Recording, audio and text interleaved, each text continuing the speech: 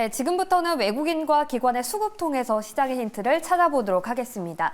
수급의 참견 시간이고요. 오늘의 프로 참견러로 김태성 ISF 본부장과 함께하겠습니다. 본부장님 안녕하세요. 네, 안녕하세요. 네, 외국인의 수급 동향부터 살펴보도록 할게요. 오늘 반도체의 날인 만큼 삼성전자와 SK하이닉스 반도체 투톱 담고 있고요. 그리고 기판 기업인 이수페타시스와 함께 변압기 기업인 HD 현대일렉트릭 사고 있습니다. 그리고 금융주들도 꽤 많이 보입니다. 신한지주, 메리츠 금융지주, 하나금융지주까지 담고 있고요. 밸류업에 편입되지 못한 삼성물산까지 담아가는 모습입니다. 바이오주 오늘 전반적으로 좀 순매도 상위권에 올라와 있거든요. 유한양행, 셀트리온 등 많이 팔고 있는데 HLB에 대해서는 매수세 보이고 있고 삼성전자, 우선주까지 담아가는 모습입니다. 자, 삼성전자와 SK하이닉스에 대해서는 잠시 후에 질문을 드려보도록 하고요. 먼저 삼성물산에 대해서 질문을 드려볼게요. 네. 밸류업 지수에 미편입이 됐는데 왜 외국인은 사는 건지 궁금하거든요. 참 이런 흐름이 나오니까 네. 개인 투자자 입장에서는 굉장히 속상할 수밖에 없을 것 같습니다. 네. 포함이 돼도 떨어지고 포함이 안 돼도 떨어지고 또 이제 시간차를 두고 오늘 같은 경우에는 오르다 보니 쫓아가야 되나 말아야 되나 굉장히 좀 고민이 많으실 것 같은데 결국에 이제 삼성물산 같은 경우에는 이번에 밸류업 지수에 이제 포함되지 않았다 하더라도 그들이 가지고 있는 어떤 지분에 대한 모멘텀은 여전히 살아있다 이렇게 좀 보시면 될 것 같고요. 그러다 보니 오늘 이제 수급의 강도 자체가 굉장히 강한 모습을 좀 보이곤 있지만 사실 삼성물산을 개인 투자자분들이 모아가기란 여간 까다로운 게 아닌가라는 저는 생각이 들어요. 그래서 만약 이쪽에 대한 관심들을 좀 가지고 계신 분들 같은 경우에는 단기적으로 어떤 성과, 승부를 좀 보시려는 분들보다 올해 연말 혹은 내년까지 조금은 길게 보실 분들에게 적합한 상황이 아닌가라는 생각이 들고 있고 사실 이번 밸류업 프로그램에 미포함된 기업 대표적으로 삼성물산 그리고 KB금융, 하나금융지주 이렇게 좀 언급드릴 수는 있을 것 같은데 사실 어제 저는 종가 기준으로만 보더라도 이들에 대한 비중은 좀 축소해야 되지 않을까라는 생각이 들었어요. 하지만 하루 만에 이렇게 또 메이저 주체들의 이제 수급이 들어오는 것을 보고 있노라면 일단 수급 밸류업 프로그램이 아닌 이들의 본업을 놓고 이제 좀 고민을 해보면 천천히 매수는 가능하겠다. 대신에 앞서 이야기 드린 대로 길게 보실 분들에 한해서만 저는 삼성물산을 관심 있게 좀 보셨으면 좋겠다는 의견 드리겠습니다. 네, 장기적으로 긍정적으로 보이는 기업입니다. 삼성물산에 대한 전략 체크해봤고요.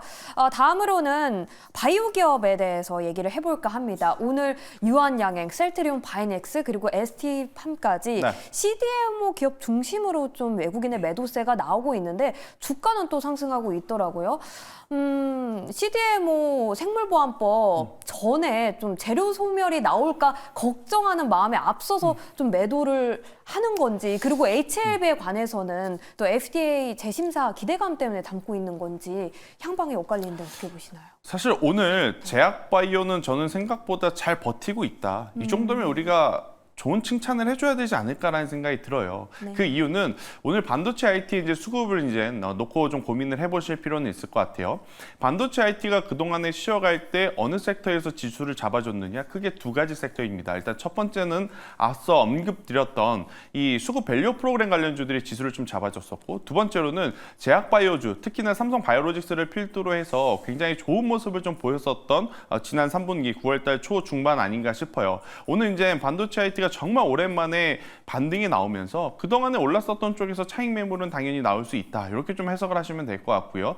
더욱이 어제 이 우시바이오, 그러니까 중국 기업에 대해서 생물보안법에 리스크가 포함이 되었네, 안 되었네, 뭐 여러 가지 노이즈가 좀 있었던 것도 오늘 수급에 영향을 주는 것 같습니다. 하지만 팩트는 하나입니다. 미국과 지금 유럽은 여전히 중국을 규제하는 방향은 그대로 유지하고 있다라는 것이기 때문에 저는 만약 이들의 조정은 충분히 기회로 삼아야 되지 않을까라는 생각이 들고 있고 대표적으로 HLB 같은 경우에는 사실 시장에서 마지막 기회를 준 겁니다. 네. 이번에 만약 FDA에서 좋은 성과를 내지 못한다면 그래도 그동안의 뉴스 플로우를 좀 살펴봤었을 때 기술적인 부분에서는 크게 걱정할 필요는 없는 것 같은데 제약바이오가 원체 우리가 생각하지 못하는 변수가 좀 많기 때문에 조심은 해야 되는 상황. 하지만 지금 스케줄대로 흘러가게 된다라고 하면 저는 HLB 같은 경우에는 한 번에 더 추가적인 상승세는 나올 수는 있는데 우리나라 그 국장의 특성상 언제든지 새로운 뉴스가 나올 수 있음을 인지한 상태에서 보유 물량에 대한 유연한 대응성은 미리 생각을 해두자라는 전략 드려보도록 하겠습니다.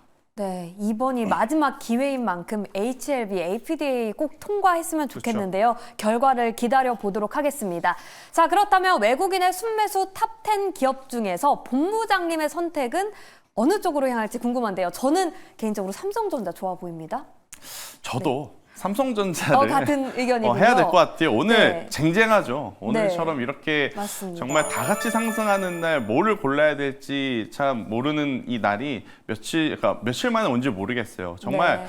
삼성전자도 좋고 HD 현대일렉트릭도 좋고 뭐 이스페타시스 다 좋지만 네. 결국엔 외국인이 삼성전자를 얼마만큼 사주느냐 여부가 우리나라 증시의 체력에 직접적으로 연관이 있다라고 좀 보시면 될 것 같습니다. 네. 지난 3분기 내내 외국인이 우리나라 시장에서 7조 넘게 매도를 했는데 그 매도에 집중 포화를 받았던 게 바로 전기전자, 삼성전자, SK 하이닉스였는데 오늘 이들에 대한 수급이 개선이 되는 모습을 장 중후반까지 보여준다라고 하면 최근에 봤던 반도체 IT의 저점이 우리가 확인할 수 있는 가장 낮은 가격이 될 가능성도 높다라는 생각이 들어서요. 저는 삼성전자 픽을 좀 드려보도록 하겠고 삼성전자를 통해서 외국인의 현물 수급이 개선이 돼야 된다라는 의견까지 한번 드려보도록 하겠습니다. 네, 조금 더 구체적으로 질문을 드려봐도 네. 될까요? 삼성전자 외국인이 15일 만에 국내 시장에서 삼성전자 매수하고 있습니다. 네.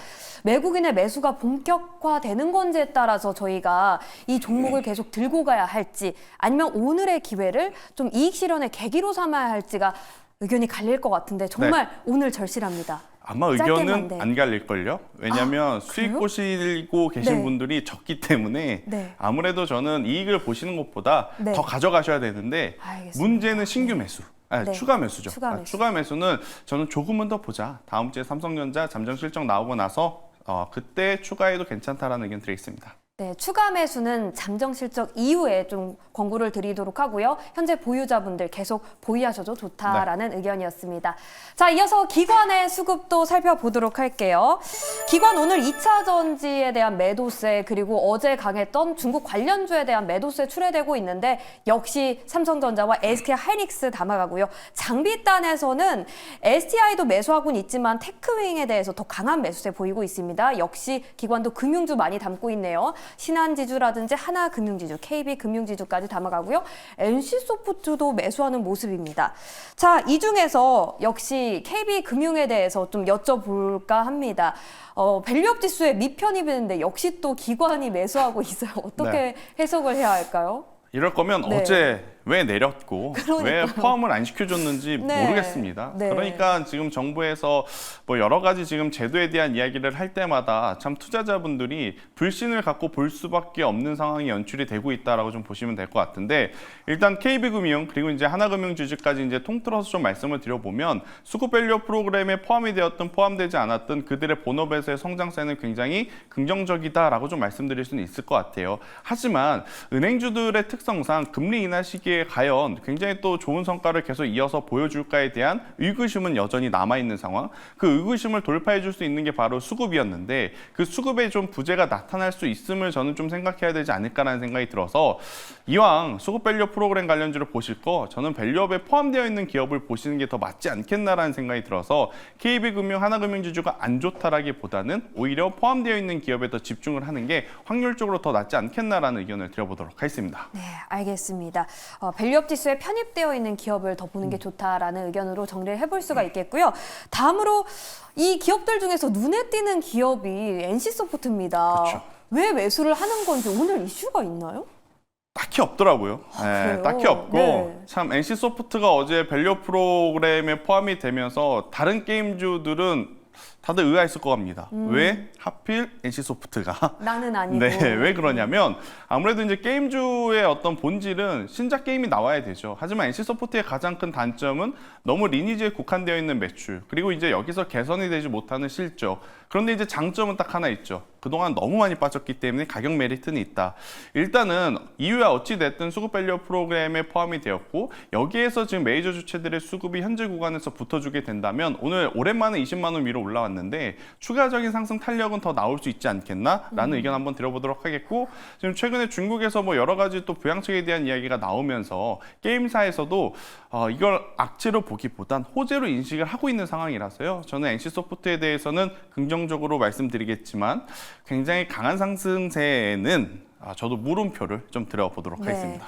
뭔가 이슈가 있는 것 같으면서도 없습니다. 일단은 밸류업 지수에 포함됐다라는 게 호재로 작용하는 것 같습니다. 오늘 장에서는. 자, 이렇게 기관의 순매수 기업 탑10 살펴봤는데요. 이 중에서 본부장님의 또 선택이 궁금합니다. 어떤 기업일까요? 일단 외국인 수급으로 삼성전자가 잘 버텨주면 네. 당연히 개인 투자자분들은 반도체 소부장을 좀 빠르게 봐야 될 것 같다는 생각이 들어서요. 네. 기관 순매수 중에 3위인 테크윙을 한번 꼭 테크윙이요? 보셨으면 좋겠다는 의견을 좀 드리고 싶어요. 네, 그러니까, 증설에 네. 대해서 좀 긍정적으로 평가하는 겁니다. 아무래도 지금 반도체에 대한 부담감은 뭐였냐면 인풋 대비 아웃풋에 대한 성과가 안 좋다. 특히나 이렇게 되면 디램에 대한 가격도 올라가지 않는 상태에서 반도체 기업들에 대한 실적 성과가 좋지 않을 수도 있겠다. 이게 골자였는데 결국 마이크론이 모든 것을 숫자로 반박을 하고 나섰죠. 명분 있는 반박이었고 이로 인해서 우리나라 삼성전자, SK하이닉스를 비롯해서 이 반도체 IT 기업들은 올해 3분기는 한 번 더 좀 기대를 해볼 만한 실적을 보여줄 가능성이 높다라고 좀 보시면 될 것 같고요. 마이크론을 통해서 HBM에 대한 수요는 여전히 높다는 것을 한 번 더 확인을 했습니다. 그렇기 때문에 테크윈 같은 경우에는 HBM 공정에서 전수 검사를 통해서 수요를 이제 높여야 하는 공정에 이제 들어가는 필수 장비를 만드는 기업이기 때문에 저는 지금의 상승세는 조금은 더 나와줄 수 있지 않겠나? 그동안에 2분기 실적이 생각보다 기대치가 좀 낮게 나온 상황 때문에 주가의 조정이 좀 많이 나왔었는데 오히려 지금은 그것이 기저효과로 작용이 되면서 주가 상승 탄력에 더 힘을 보태줄 수도 있지 않겠나라는 의견 드리도록 하겠습니다. 네, 테크윙은 아무래도 필수 장비이고 또 그리고 삼성전자와 SK하이닉스 모두에게 수혜를 받는 기업인 만큼 좀 관심 있게 지켜보시면 좋겠습니다. 자, 그럼 외국인 대 기관 대결을 붙여보도록 하겠습니다. 외국인에서 삼성전자와 기관의 픽 테크윙. HBM과 레거시 대 장비 기업의 대결인데요. 어떤 쪽으로 원픽 향하십니까? 삼성전자를 네. 픽해야 될 것 같습니다. 그래요? 뭔가 네. 수익성 측면에서는 테크윙의 탄력도가 더 좋아 그쵸. 보이는데. 그게 너무 이제 정확한 포인트를 좀 잘 네. 짚어주셨고 우리가 투자를 하려면 사실 테크윙을 하는 게 저는 개인적으로 맞다 생각을 합니다. 투자라고 하는 것은 수익률로 모든 걸 설명을 해야 되니까. 네. 하지만 이 큰 형이 제자리에서 잘 앉아있지 못하면 동생들이 따라가기가 굉장히 어렵거든요. 그쵸. 그렇기 때문에 저는 삼성전자가 여기서 폭발적으로 상승하는 거 기대도 안 합니다. 그냥 현재 위치에서 이 정도면 우리나라 반도체 IT 저점 확인했다. 그리고 이제 나를 통해서 외국인의 수급이 우리나라 증시에만 들어오면 된다. 이 정도의 이제 어떤 포지션만 잘 잡아준다면 테크윈뿐만 아니라 오늘 한미반도체도 좋고 반도체 소부장 기업들의 상승 탄력 굉장히 좋거든요. 그것들이 저는 이어질 가능성이 높다라는 생각이 들어서 삼성전자를 픽한 것이고 삼성전자 투자하신 분들은 한 번에 다 사지 않으셨으면 좋겠다 생각이 듭니다. 어차피 하루아침에 승부를 볼 기업이 아니고 중장기적으로 투자해야 되는 기업이기 때문에 신규 매수자분들은 여전히 저는 가능하다. 그리고 이제 1차적인 목표가는 제가 75,000원을 좀 말씀드리고 싶어요. 그러니까 75,000원이라는 가격대가 지금 악성 매물, 그러니까 매물을 좀 소화해야 되는 부담감이 있는 가격대인데 이 가격대가 돌파하게 되면 당연히 8만전자 혹은 9만전자까지 바로 갈 수 있는 그러한 상황이지만 일단은 1차적으로 75,000원까지 상승세를 보면서 반도체 소부장주들에 대한 전략을 디테일하게 세워보자라는 의견 드려보도록 하겠습니다. 네, 오늘 외국인과 기관의 대결, 외국인의 승리입니다. 네. 반도체 큰 형님 삼성전자의 손을 들어주도록 하겠습니다. 자, 이렇게 오늘도 수급을 참견해 봤고요. 김태성 ISF 본부장과 함께했습니다. 오늘 말씀 고맙습니다.